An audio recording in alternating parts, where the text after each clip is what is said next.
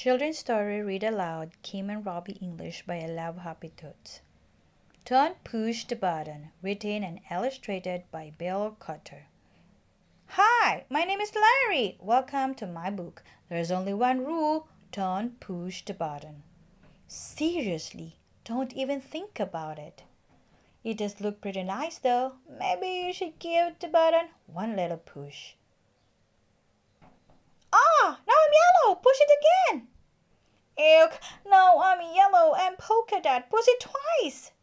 Ah, now there's two of me. Push it a bunch of times. Oh.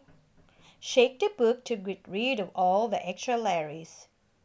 Almost a little more. Haha, that tickles. Okay, much better. Let's not push the button again.